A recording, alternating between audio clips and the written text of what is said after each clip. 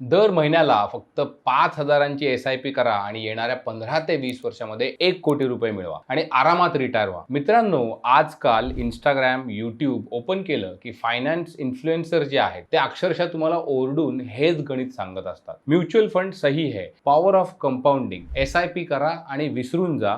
हे सगळं काही ऐकायला जरी खूप भारी वाटत असलं तरी त्या पाठीमागे आणखी एक थोडीशी विदारक बाजू सुद्धा आहे. एक्सेल शीटवर 15 किंवा 20% रिटर्न्सने जर हिशोब मांडले की सामान्य माणसाला खरोखर असं वाटायला लागतं की उद्या आपण करोडपती होणार आहोत. तो आपल्या भविष्याची स्वप्न रंगू लागतो. पण मित्रांनो, थांबा. नाण्याला कायमच दोन बाजू असतात. ज्या SIP ला आजकाल अक्षरशः जादूची कांडी किंवा श्रीमंत होण्याची मशीन मानलं जातंय, तिची एक डार्क बाजू सुद्धा आहे. एक असं काळं सत्य जे तुम्हाला म्युच्युअल फंड कंपन्या किंवा फायनान्शियल एजंट जे आहेत ते कधीच सांगत नाहीत. का सांगत नाहीत? कारण त्यामध्ये त्यांचं नुकसान होणार असतं. आज मी तुम्हाला SIP वाईट आहे असं सांगतोय का? तर नाही. SIP ने लाखो लोकांचं आयुष्य बदललेलं आहे, पण ती 100% रिस्क फ्री आहे का? नाही. गॅरंटीड आहे का? नाही. तुम्ही तुमच्या घामाचा पैसा म्युच्युअल फंडामध्ये टाकत आहात, त्यामुळे त्याचे धोके आणि त्याची मर्यादा जी आहे ती तुम्हाला माहिती असायलाच पाहिजे. आज आपण SIP असं एक ऑपरेशन करणार आहोत की जे प्रत्येक गुंतवणूकदाराचे डोळे उघडणार आहे. हा व्हिडिओ तुमच्या पैशांच्या सुरक्षिततेसाठी अत्यंत महत्त्वाचा आहे, त्यामुळं स्किप करू नका. शेवटपर्यंत नक्की पहा. व्हिडिओ थोडा मोठा आहे, त्यामुळं कदाचित तुम्हाला असं वाटेल की बाबा खूप वेळ चाललाय, पण खरोखर महत्त्वाचा विषय आहे. आता पहिली एक डार्क बाजू बघूयात. सरळ रेषेत न जाणारे रिटर्न्स आणि चुकीच्या अपेक्षा. जेव्हा तुम्ही बँकेत FD करता तेव्हा बँक तुम्हाला काय सांगते? 6-7% त्यावर व्याज मिळेल. तेव्हा तुम्हाला दरवर्षी फिक्स तेवढं व्याज मिळत राहतं. तिथं कुठलं टेन्शन असतं का? तर नाही. पण जेव्हा तुम्हाला असं सांगितलं जातं की म्युच्युअल फंड तुम्हाला 12 ते 15% सरासरी रिटर्न्स देईल, तेव्हा लोक असा विचार करतात की त्यांचा पैसा दरवर्षी 15% वाढणार आहे. हा शेअर मार्केटमधला सगळ्यात मोठा भ्रम आहे. इथं रिटर्न जे आहेत ते सरळ रेषेमध्ये कधीही तुम्हाला मिळत नाहीत. समजा तुम्ही दर महिन्याला 10,000 रुपयांची SIP सुरू केली. पहिल्या वर्षी तुम्हाला मार्केटने अगदी 30% रिटर्न दिले, तुम्ही खुश झाला. दुसऱ्या वर्षी मार्केट 20% पडलं, तुमचा सगळा नफा जो आहे तो शून्यावर आला. तिसऱ्या वर्षी मार्केटने 0 रिटर्न दिले, फ्लॅट गेलं मार्केट. चौथ्या वर्षी पुन्हा 15% रिटर्न दिले. जेव्हा तुम्ही 3-4 वर्ष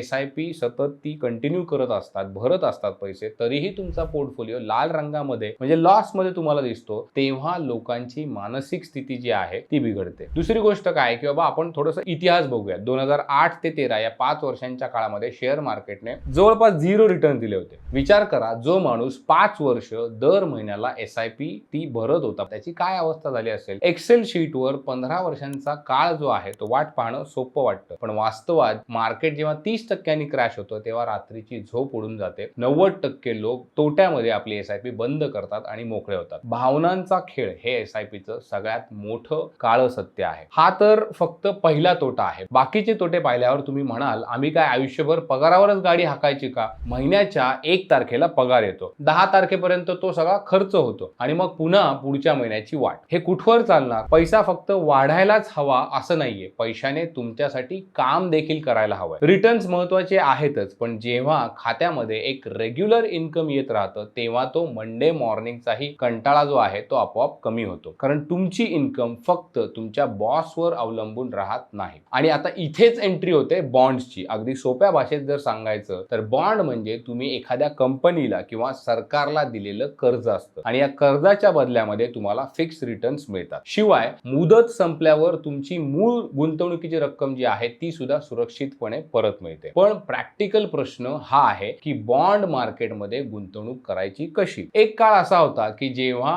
हे मार्केट फक्त मोठ्या संस्थांसाठी मर्यादित होतं, पण आज सर्वसामान्यांना हा ऍक्सेस देण्याचं काम करतंय इंडिया बॉन्ड्स. हा एक डेडिकेटेड बॉन्ड इन्व्हेस्टिंग प्लॅटफॉर्म आहे जे तुम्हाला अत्यंत सोप्या आणि ऑर्गनाइज पद्धतीने गुंतवणुकीची संधी देतं. हा प्लॅटफॉर्म ज्यांनी तयार केला आहे त्या विशाल गोयंका आणि अदिती मित्तल यांच्याकडे ग्लोबल आणि इंडियन बॉन्ड मार्केटचा तब्बल 40 वर्षाहून अधिक अनुभव आहे. या प्लॅटफॉर्मवर तुम्हाला गव्हर्नमेंट, PSU, कॉर्पोरेट, NBFC आणि टॅक्स फ्री अशा विविध कॅटेगरीजमध्ये 80% अधिक बॉन्ड ऑप्शन्स मिळतात. म्हणजे तुम्ही तुमचा पोर्टफोलिओ अतिशय मस्तपैकी डायव्हर्सिफाय करू शकता. या प्लॅटफॉर्मचे काही प्रॅक्टिकल फीचर जे आहेत त्याला खऱ्या अर्थाने अर्थपूर्ण बनवतात. पहिला आहे झिरो ब्रोकरेज मॉडेल. म्हणजे तुम्ही जेवढी रक्कम गुंतवता ती पूर्णपणे तुमच्या इन्व्हेस्टमेंटमध्ये जाते, मध्ये कोणतीही कपात केली जात नाही. T0 settlement. तुमचे बॉन्ड्स त्याच दिवशी तुमच्या डीमॅट अकाउंटमध्ये रिफ्लेक्ट होऊ शकतात. Book a call. तुम्हाला काही शंका असतील तर तुम्ही थेट त्यांच्या रिलेशनशिप मॅनेजरशी फोनवर बोलू शकता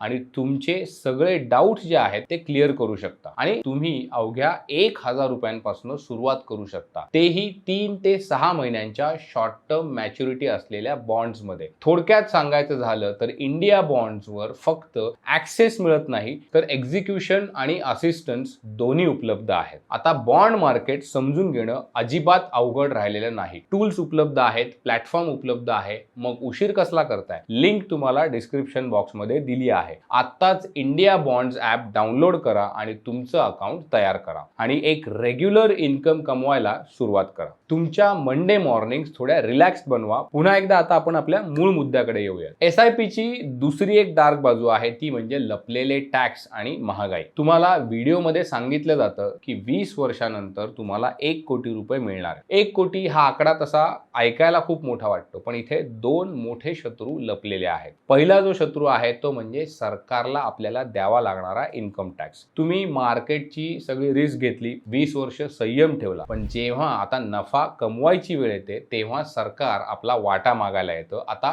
long term capital gain tax म्हणजेच LTCG 10% वाढून आता 12.5% झालेला आहे. म्हणजे तुमच्या मेहनतीच्या नफ्यातला एक मोठा वाटा जो आहे ते सरकार टॅक्सच्या रूपामध्ये कापून घेणार आहे. दुसरा शत्रू आहे तो म्हणजे महागाई. आजच्या घडीला 1 कोटी रुपयांमध्ये तुम्ही शहरामध्ये चांगला फ्लॅट घेऊ शकता, पण आजपासून 20 वर्षानंतर महागाईमुळे समजा 6% दर धरला तर त्या 1 कोटी रुपयांची खरेदी क्षमता आजच्या 30 लाखांनी एवढीच राहील. म्हणजे 20 वर्षानंतर जेव्हा तुमच्या हातामध्ये 1 कोटी रुपये येतील तेव्हा त्यात एक चांगला फ्लॅट सोडा, कदाचित एका चांगल्या एरियामध्ये 1 BHK सुद्धा येणार नाही. म्हणूनच करोडपती हा शब्द कागदावर छान दिसतो, पण वास्तवामध्ये महागाईमुळे तुमची श्रीमंती तेवढी मोठी नसते. हा हिशोब तुम्हाला कोणीही सांगत नाही. तिसरी डार्क बाजू समजायला थोडी टेक्निकल आहे, पण ती सगळ्यात जास्त भयानक आहे. याला म्हणतात सिक्वेन्स ऑफ रिटर्न रिस्क. समजा तुम्ही तुमच्या मुलीच्या लग्नासाठी किंवा स्वतःच्या रिटायरमेंटसाठी 15 वर्षांची SIP केली. 14 वर्ष सगळं काही छान चाललं होतं. तुमच्या पोर्टफोलिओची व्हॅल्यू जी आहे ती 50 लाख रुपयांपर्यंत गेलेली होती. तुम्हाला पुढच्या वर्षी पैसे आता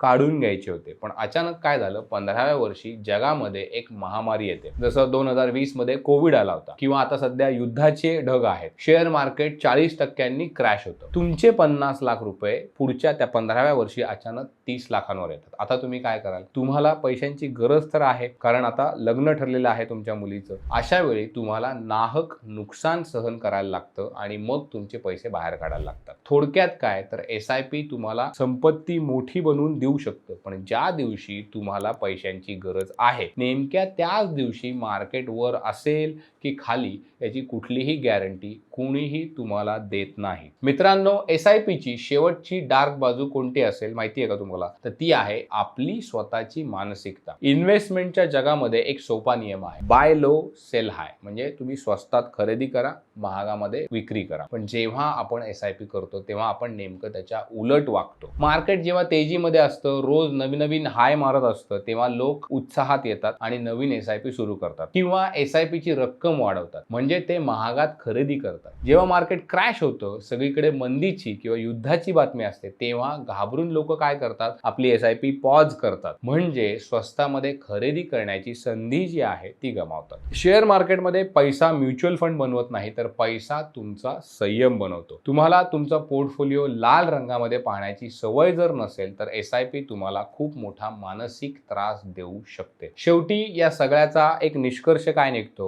SIP वाईट आहे का हो? तर याचं उत्तर आहे अजिबात नाही. महागाईला तुम्हाला हरवण्यासाठी, लॉंग टर्म मध्ये संपत्ती तुमची निर्माण करण्यासाठी SIP आणि इक्विटी मार्केटला अजिबात दुसरा पर्याय नाही. पण या व्हिडिओचा उद्देश काय होता की तुम्ही आंधळेपणाने फक्त इन्फ्लुएन्सरचं ऐकून सगळा पैसा एकाच ठिकाणी टाकू नका. SIP चे धोके जे आहेत ते तुम्ही ओळखून घ्या. खरा हुशार आणि शहाणा गुंतवणूकदार तोच असतो जो आपला पोर्टफोलिओ बॅलन्स ठेवतो. जर तुम्ही तुमचा 60% पैसा SIP मध्ये, शेअर मार्केटमध्ये ग्रोथसाठी टाकत असाल, उरलेला 40% पैसा तुम्ही FD मध्ये टाका, सोन्यात टाका किंवा बॉन्ड्समध्ये गुंतवणूक करा, जेणेकरून मार्केट जेव्हा पडेल तेव्हा तुमची रात्रीची झोप जी आहे ती तुम्हाला शांतपणे लागेल. तुमचे फिक्स इन्कम जे आहेत ते सुरू राहतील. कुठलीही गुंतवणूक करत असताना फक्त त्याचे फायदे पाहिलेत पाहिजेत का? तर नाही. तोटे बघा. एक्झिट प्लॅन जो आहे तो सुद्धा तुमच्याकडे नेहमी तयार असला पाहिजे. तुम्हाला काय वाटतं बरं? SIP खरोखर करोडपती बनवते की तो फक्त एक तुम्हाला कागदावरचा तो खेळ वाटतोय का? तुम्ही आतापर्यंत SIPचे फक्त फायदेच ऐकले होते की या डार्क बाजूंची सुद्धा तुम्हाला कल्पना होती? तुमचा अनुभव, तुमचं प्रामाणिक मत मला खाली कमेंट करून नक्की सांगा. मी तुमच्या प्रत्येकाची कमेंट वाचणार आहे. जो मित्र मार्केट पडल्यावर घाबरून SIP बंद करण्याचा विचार करत असतो त्या मित्राला हा व्हिडिओ तुम्ही नक्की पाठवा. अशाच सडेतोड फॅक्ट चेकिंग करणाऱ्या आर्थिक माहितीसाठी पैसा पाणी चॅनलला सबस्क्राईब करा आणि ती शेजारी बेल आयकॉन जे आहे ते दाबायला विसरू नका, म्हणजे आमचा नवीन व्हिडिओ जेव्हा येणार आहे तो तुमच्याकडनं मिस होणार नाही. भेटूया पुढच्या व्हिडिओमध्ये एका आणखी नवीन भन्नाट विषयासोबत. तोपर्यंत पाहत रहा पैसा पाणी.